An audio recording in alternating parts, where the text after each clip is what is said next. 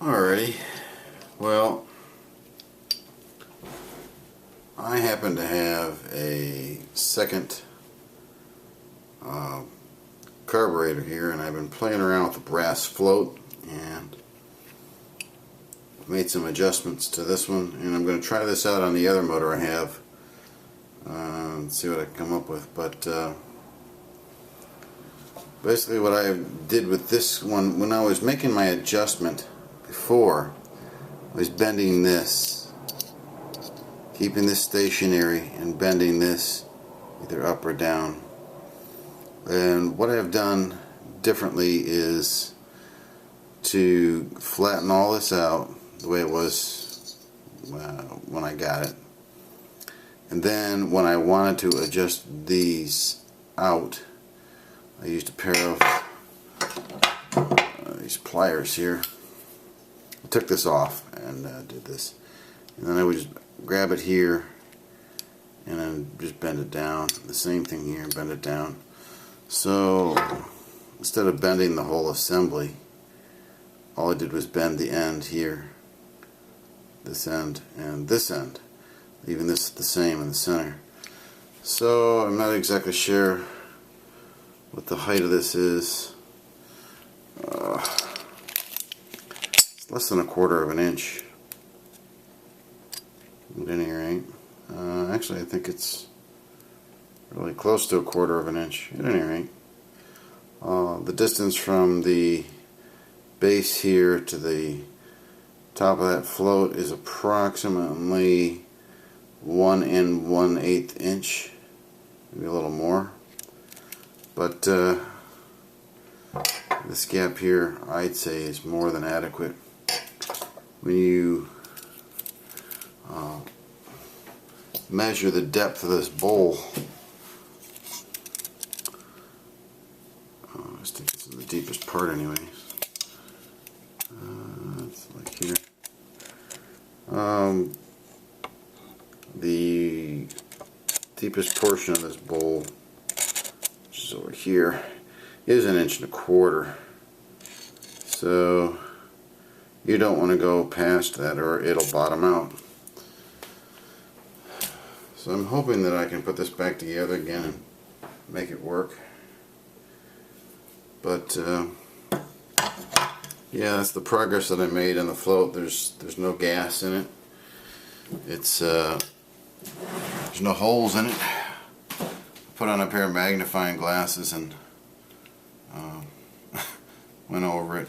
Got these magnifying glasses here that I use because my eyes are poor. So anyway, I also took the fuel pump apart, and like I said, this is a secondary one I had. This is from the tractor I bought off of eBay. The fuel pump and this carburetor weren't originally a pair, so the fuel pump from this carburetor is actually on the tractor now, but the gaskets all look they're super flexible, and everything looks in good shape, even this valve. But I took this flashlight and I turned off the lights, and I put the magnifying glasses on, and I went under it and was looking for any holes here. I don't see any holes in the diaphragm. Hopefully that'll still work. Anyways, I got my manual over here to help me guide through it just so I don't invert anything. And this spring and little button here are pretty important. That was replaced on the other one, as well as the gaskets. So I think that this fuel pump and carburetor will work. I'd like to have two. I'm not sure exactly how to tell if these little reed valves, or whatever you want to call them, are wore out or not, but I cleaned everything, and I'm going to put it back together. This somebody mentioned to me this might be a test valve. I think it's plugged off. There's nothing there. I don't know what you use it for, but the fuel inlet's down here, and that goes in the bottom. So this would be like this, and oh, actually, let me do it backwards, I think.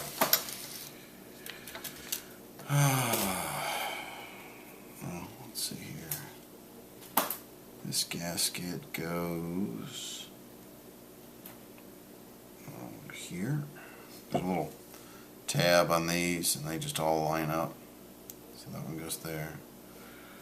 And oh, incidentally, when I have it apart, there's the fuel inlet. Fuel comes up in through here, and then through the valve, and then it pumps up through here and out. So it's kind of complicated system for just to get the job done. I don't know. So anyway, let's see. This gasket goes here, and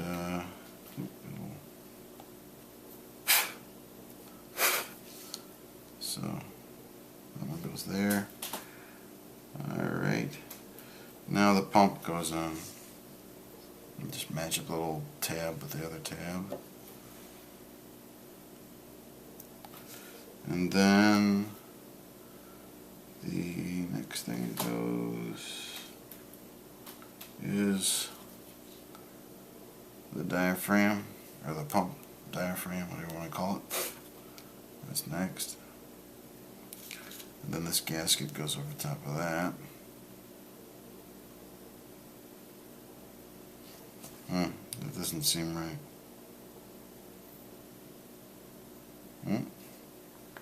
I goofed. Oops.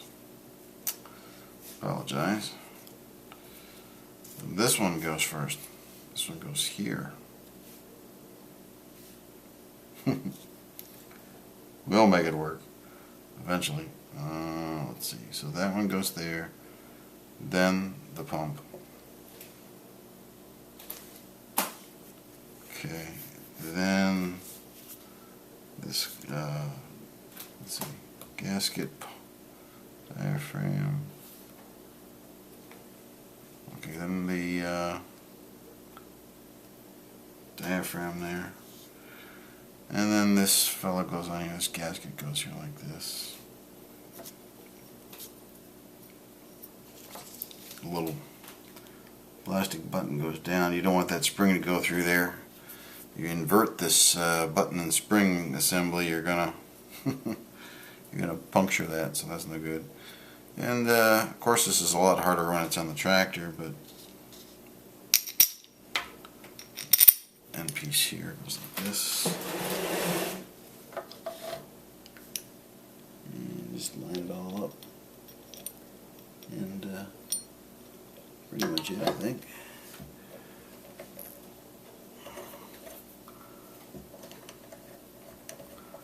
I like to just put it together kind of loosely there.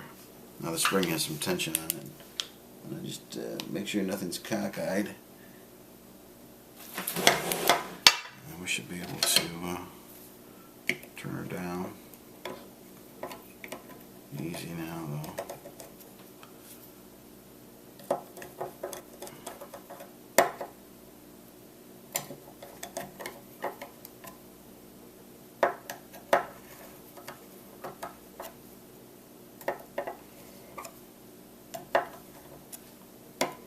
This pump wasn't working before, so I've cleaned it out and I'm going to check it out on the tractor.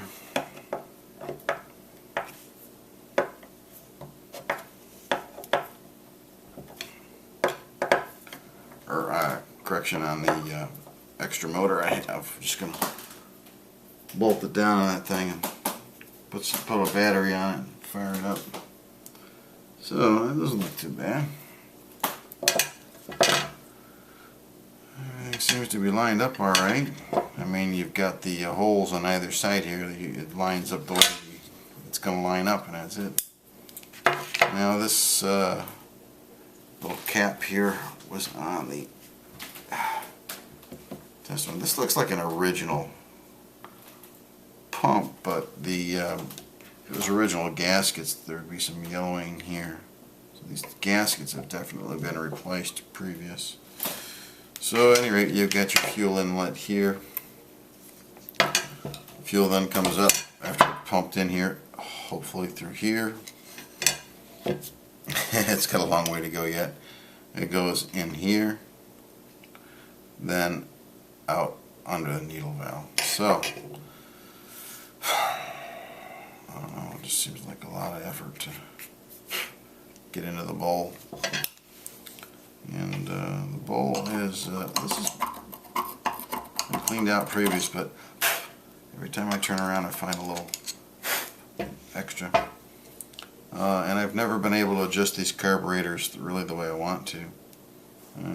Basically that's your main high adjustment here. And if you pop one of these out, there's a gasket around there, it'll leak fuel everywhere. But the fuel gets in through here and then up out of here for the main. The low adjustment down through here and then comes out into the body of the carb. But excuse me, I'm hoping that my I know that this float worked with this carburetor before, so but I don't know, I figure if it's not working, I'm doing something wrong here. I'm not certain, but we're going to try this again. I think that the way I was adjusting the float previous was probably wrong. I think the way I'm bending them this time is going to work a little better for us. So, yeah, we'll see what happens. So it's not rocket science. You just put the gasket. Oops, make sure I got this gasket on there right. Yeah. You don't want to starve it for fuel accidentally. So there's just oops, my wife's gonna love me. I'm working on our glass kitchen table.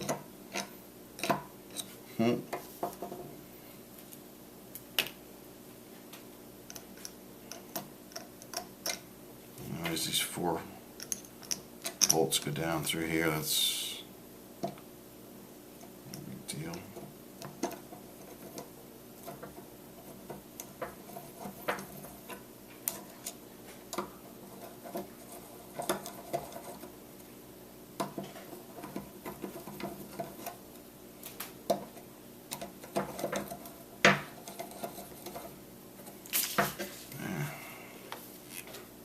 Just snug them up, go around.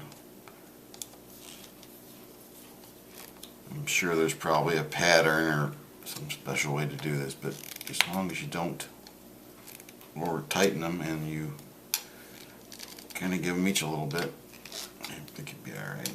There. I've lost one of the screws for the air cleaner cover. Don't plug off this hole. I noticed that when you, if it's running and you plug that hole up, it cuts off the fuel for the main jet, the high-end jet, and it'll stall it out. So, for some reason, so don't accidentally plug that up or put a screw in there or anything. The throttle shaft play on there is not too bad. I know you can replace that seat in there. I've taken the time to just make sure I've snugged these up. The gasket in here is good. I blow propane out of the propane torch along this gasket here, and even along these gaskets, and along the gaskets around here, just to see if it revs up. If it revs up, you know you've got a little leak there, but it's got a little bit of wear there, but it's not bad. So I know there was somebody commented in a previous video that they were looking for a float like that, brass float. The